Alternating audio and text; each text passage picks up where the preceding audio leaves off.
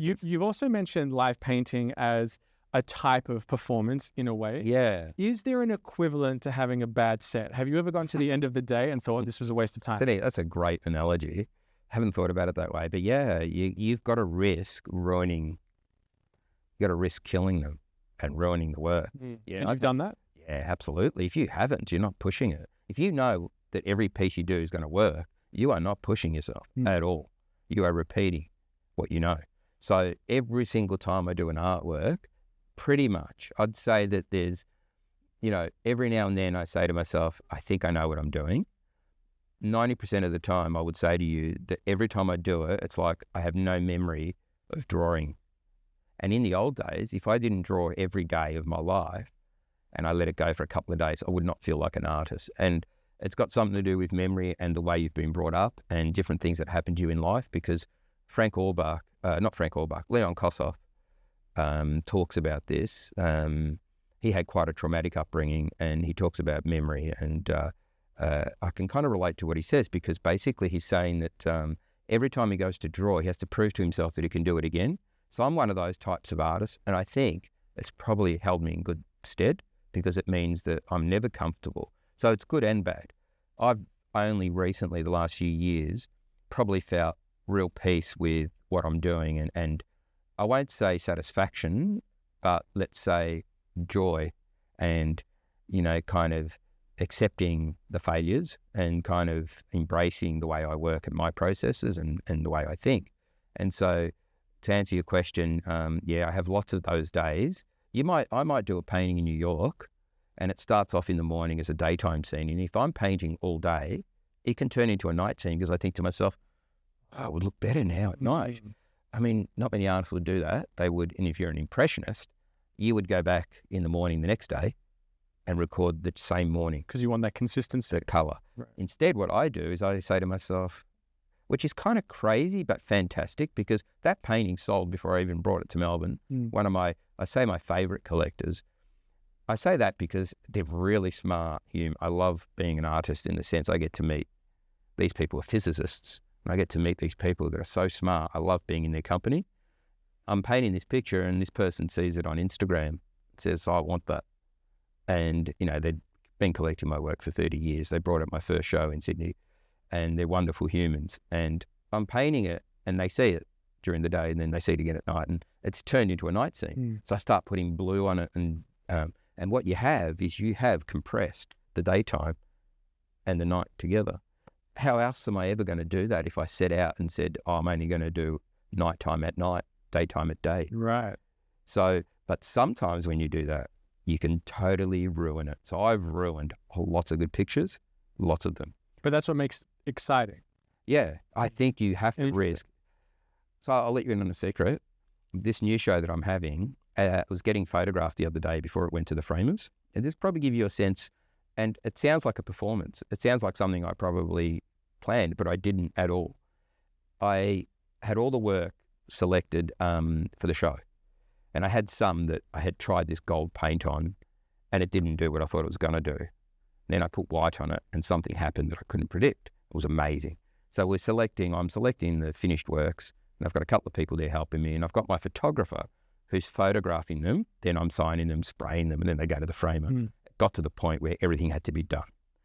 And there was this one piece where I've cut out the form because it's about Aphrodite, and so I've cut her out, right? So I took the risk that if I cut her out of her background, so there was all this beautiful gold and green, looked quite beautiful as it was. But I had one that was kind of similar, so I thought, and hours went into her.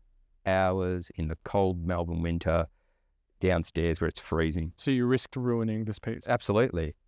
And I thought I did, because I cut her out and made it look like a statue.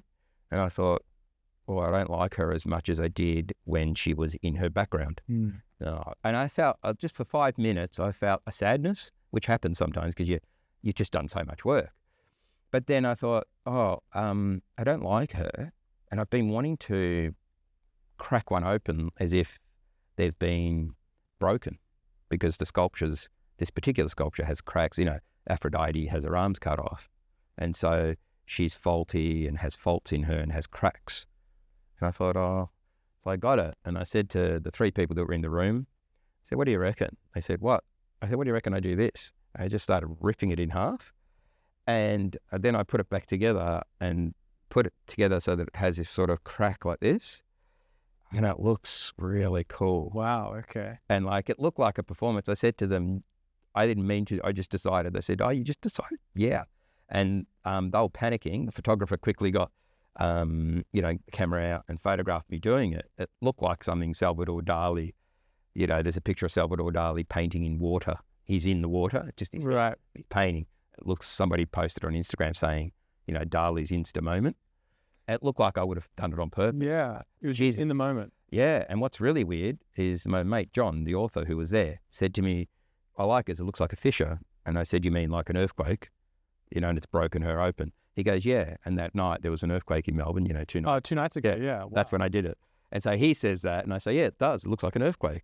Mm-hmm. And so she was done on the day that we had that earthquake, just a couple of minutes. That's incredible. And anyway, I love the idea that she was ruined but made better. Yeah. And it talks about how our faults, literally, pardon the pun again, but our faults make us better sometimes. And it's those cracks and all those things that sound cliche.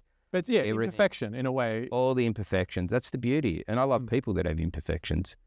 I don't believe in, like, when you asked me earlier about the art world, there are some artists that come across so confident about everything they do that I doubt that. Like, I think, sure, it's nice to be comfortable with what you do and feel, empowered by it. But I think it's okay to also not know and to feel a bit uncomfortable about what you're doing and to sort of be on that that ledge of like, oh, I could completely ruin this. So I was really excited that I did do that. But I guess I had the strength in knowing that I'd already had enough work anyway if I ruined it. So it's kind of gutsy, but not gutsy. The word that comes to my mind is pioneering. It's a type of pioneer in a way. And I'm trying to do that now with what I do. I'm trying to, like some of the pieces in this show, I don't think I've ever seen a printmaker in Australia do. And even the process of this show, I've never seen it in Australia. I've seen it overseas, but only with, they've used it as a technical thing to say, here's what Rembrandt did, but nobody's done it as a project where I'm changing the one image 15 times. Yeah, interesting. And so that's me trying to do something new for myself. But the pioneering is something I'm really interested in now. Yeah. And I think I'm at the age where I have enough history, enough personal archaeology to be able to delve into that and kind of do a reverse archaeology and go back and pull it all and discover it again, but in a different way. Did you enjoy that clip? Did you not? It doesn't matter to me. Subscribe. For the love of God.